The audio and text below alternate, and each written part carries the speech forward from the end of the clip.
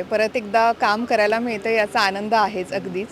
आणि जसं तुम्ही म्हणालात, की पूर्वीची भूमिका लोकांना आवडली. लोकांनी त्याच्यावर खूप प्रेम दिलं. सो माझी खरंच मनापासून इच्छा आहे, की याही भूमिकेवर लोकांनी तेवढंच प्रेम करावं. उत्तम झाला कारण बरेच दिवस माझ्या बोलण्यात तो एक टोन होता पूर्वीचा. कारण ते इतके दिवस काम केल्यावर मला ना नॉर्मली पण लोकं म्हणायची, की हां, तुझ्या आता नॉर्मल बोलण्यात पण तसा लहेजा यायला लागलाय. मी ना जरा कॉन्शियस होते. हे मी अगदीच मान्य करते, की अच्छा नवीन सेट, नवीन माणसं, नवीन चॅनल सगळं नवीन आहे. आपण त्यात व्यवस्थित बसू का? आपल्याला लोकं ॲक्सेप्ट करतील का? नमस्कार, मी नितीन मोरे. लेट्सअप मराठीमध्ये तुमच्या सगळ्यांचं स्वागत करतो. कलर्स मराठी वाहिनी दरवेळेला प्रेक्षकांसाठी नवनवीन मालिका घेऊनच येत असते. फक्त मालिकामधून मनोरंजन नाही तर काही ना काहीतरी वेगळा असा सामाजिक संदेशसुद्धा आपल्याला देत असते. याच सगळ्या रेलचेलीमध्ये एक नवी कोरी मालिका आपल्या भेटीला येणार आहे, अंतरपाठ. आणि त्याच मालिकेमध्ये एक जुना असा चेहरा बोलायला मला आवडेल, किंबहुना मित्र बोलून की सगळ्यांच्या लक्षात असणारा असा चेहरा म्हणजे प्रतीक्षा आपल्या भेटीला येणार आहे. एक खरंच खूप गाजलेल्या मालिकेमधून प्रतीक्षा आपल्या भेटीला आलेली. या मालिकेमधून सुद्धा थोडी अशी वेगळी एक भूमिका आपल्यासमोर ती मांडणार आहे. तर आपण त्याच्यासोबत गप्पा मारू. प्रतीक्षा, किती भारी वाटतं. आधी एका मालिकेमधून आपण प्रेक्षकांसमोर आलेलो आहे. आज देखत प्रेक्षकांच्या मनामध्ये आपली भूमिका तशीच आहे. किती कसरत करावी लागते कलाकार म्हणून की बाबा ही भूमिकासुद्धा प्रेक्षकांना तेवढ्या चांगल्या पद्धतीने आवडली पाहिजे. काय सांगशील त्याबद्दल? खूप बरं वाटतंय. परत एकदा काम करायला मिळतं याचा आनंद आहेच अगदीच. आणि जसं तुम्ही म्हणालात, की पूर्वीची भूमिका लोकांना आवडली. लोकांनी त्याच्यावर खूप प्रेम दिलं. सो माझी खरंच मनापासून इच्छा आहे, की याही भूमिकेवर लोकांनी तेवढंच प्रेम करावं. ही भूमिका लोकांना तेवढीच आवडावी एवढीच इच्छा आहे माझी. आणि येस. खरं तर आम्ही आता अशोकसोबत गप्पा मारत असताना अशोकने थोडीफार तुझ्या भूमिकेची आम्हाला पार्श्वभूमी दिली आहे की त्याचं एका मुलीवर प्रेम जडलं आहे. आज देखत त्या मुलीला त्याच मुलीचा भास होतो. काय सांगशील एकंदरीत तुझ्या कॅरेक्टरबद्दल? कशी असणार आहे भूमिका? थोडी ग्रे असणार आहे की माइल्ड असणार आहे की जशी प्रतीक्षा आहे तशी भूमिका असणार आहे? नाही. आता हे इतकं सगळं मी लगेच सांगू शकत नाही. कोणच सांगत नाहीये म्हणजे. नाही म्हणजे ऑब्व्हियसली. कारण तुम्हाला हे सगळ्या गोष्टी कळण्यासाठी तुम्हाला मालिका बघायला लागेल. जर मी आत्ताच सांगितलं तर मग मज्जाच राहणार नाही ते. सो पण एक चांगलं कॅरेक्टर आहे, वेगळं कॅरेक्टर आहे. आणि मला असं वाटतं जो मी मध्ये गॅप मिळाला मला तो उत्तम झाला. कारण बरेच दिवस माझ्या बोलण्यात तो एक टोन होता पूर्वीचा.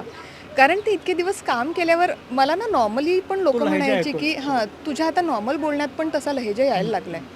सो बरं झालं तो एक तेवढा काळ गेला आणि आता परत आले आणि बरं वाटतं. आणि मी अंतरपाठमध्ये जान्हवीची भूमिका साकारते आहे, जी क्षितिजचं त्याचं पहिलं प्रेम आणि जिचा भास त्याला अजूनही होतोय. खरं तेच त्या दोघांचं एकमेकांवर भयंकर प्रेम असतं. जान्हवी ही एका मोठ्या घरातली मुलगी असते, आमदाराची मुलगी असते. व्यवस्थित वेल सेटल घरातली ती मुलगी असते. आणि क्षितिज तिच्या तुलनेत एक सर्वसामान्य आणि साधा मुलगा असतो. त्यामुळे तिच्या वडिलांना ह्या सगळ्या गोष्टी मान्य नसतात. आणि त्यांच्या आयुष्यात असंच एक वादळ येतं आणि त्या वादळाची खरी झळ गौतमीला सुद्धा बसते.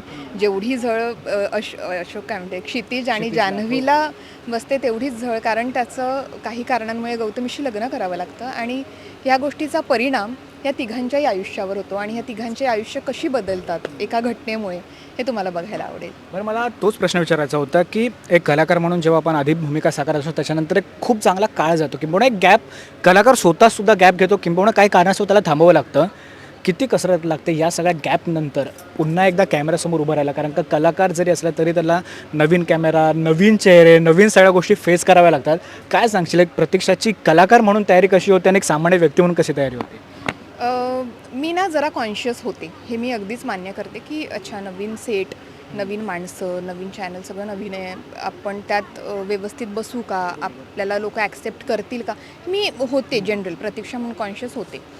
पण मी जेव्हा या सेटवर पहिल्यांदा आले, ऑडिशन प्रोसेसपासनं केदार वैद्य आणि मनीष दळवी ही 2 माणसं तिथे होती. आणि त्या लोकांनी मला एकदाही जाणवू दिलं नाही, की हा बघ हा तुझा पहिला दिवस आहे. अजिबात नाही. म्हणजे केदार सर डे 1पासनं की आमची जणू बरेच दिवसापासून ओळख आहे अशासारखेच ते पहिल्या दिवसापासून वागत राहिले. त्यामुळे ना खूप लवकर मी जेल झाले या टीमबरोबर, या सेटवर. मी फार लवकर जेल होण्यामागे ही 2 माणसं अगदीच कारणीभूत आहे, मनीष दळवी आणि केदार वैद्य. बरं, तर मी रश्मी आणि अशोकला पण हा प्रश्न विचारा, मला तुला विचारायला सुद्धा आवडेल की एक असतं ना जेव्हा मालिका सुरू होते तेव्हा काही एपिसोडनंतर, काही भागानंतर लग्न वगैरे हा सोहळा सुरू होतो. पण आपल्या मालिकेची सुरुवातच या लग्न कार्याच्या सोहळ्यापासून झाली आहे. किती धमाल चालू आहे सेटवर आणि कोणते कोणते अक्षय म्हणजे हळद असेल मेहंदी असेल असा कोणता समारंभ किंवा प्रतीक्षाने तो भयंकर एन्जॉय केला कॅमेऱ्याच्या मागे असून सुद्धा आणि कॅमेऱ्याच्या समोर असून सुद्धा?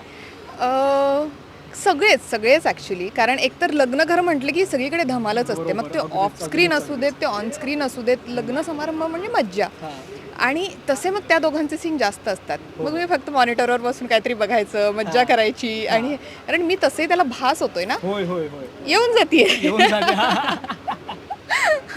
आणि मग या दोघांची मज्जा बघायची, फक्त काय चाललंय काय. आणि मग तेच जसं मी बोलले, मनीष सर असतात, केदार सर असतात आणि त्यांच्यासोबत तिथे थांबून. आणि सगळ्यात महत्त्वाचं, मी एक ॲक्टर आहे, ठीक आहे, त्या गोष्टीशी माझा खरा संबंध नसायला पाहिजे, पण जर एखादी गोष्ट सजेस्ट केली ना, ते लोक तितक्याच चांगल्या पद्धतीने ते रिसीव्ह करतात. म्हणजे एकदा मला आठवतं, आम्ही रत्नागिरी शूट करत होतो आणि एक सिक्वेन्स चालला होता, तर मी सहज एक सजेस्ट केलं की तिथे जर कोणी असं बसलेलं असलं तर अजून बरं वाटेल ना, ती फ्रेम चांगली आहे. आणि त्यांना ते पटलं आणि त्यांनी ते लगेच इम्प्लिमेंट केलं आणि त्यानंतर थँक्यू म्हणाले. हे माझ्यासाठी एक फार हा एक्सेप्टन्स असतो ना, हा मला फार आवडला. आणि एकूण टीम भयंकर चांगली असल्यामुळे गोष्टी खूप सोप्या होत आहेत असं म्हणायला हरकत नाही. जसं अशोक सुद्धा बोलला आहे की या मालिकेमधून कोकण सुद्धा बघायला मिळणार आहे. प्रतीक्षा सुद्धा बोलली की रत्नागिरी आहे म्हणजे कोकण तर आहेच आहे. एक शेवटचा प्रश्न तुला विचारायला आवडेल की याआधी आम्ही प्रतीक्षाला जेव्हा एका मालिकेमध्ये बघितलेलं तेव्हा तिची एक वेगळी भूमिका होती, तिचे एक वेगळे पैलू आम्हाला बघायला मिळालेला. या मालिकेमधून प्रतीक्षाची कोणती अशी वेगळी बाजूने वेगळा पैलू प्रेक्षकांना बघायला मिळेल? खरं हे तुम्ही जेव्हा बघाल तेव्हा तुम्हाला आवडेल. कसं माहितीये का, दोघं पण सांगत नाही. प्रतीक्षा थोडंफार तरी काहीतरी प्रोमो आम्ही बघतोय, प्रोमोमध्ये सुद्धा तू एकदम हलकी झलक आहे तुझी, पूर्णपणे दिसत नाही. काय प्रोमोमध्ये मी नाहीच आहे, कारण त्यांना ते आधी रिव्हीलच करायचं नव्हतं की अशी असं एक पात्र आहे किंवा काही. हे अगदी पहिल्या एपिसोडपासून तुम्हाला सरप्राईजेस आहेत आणि ते तुम्ही एन्जॉय करावं अशी माझी इच्छा आहे. खरंच खूप सिक्रेटिव्हली ठेवलं जाते, पण चांगली गोष्ट आहे प्रेक्षकांसाठी. पुन्हा एकदा प्रतीक्षा खरंच खूप धन्यवाद लेट्सअप मराठीसोबत गप्पा मारल्याबद्दल आणि तुझ्यासोबत तुझ्या संपूर्ण टीमला all the very best. Thank you so much.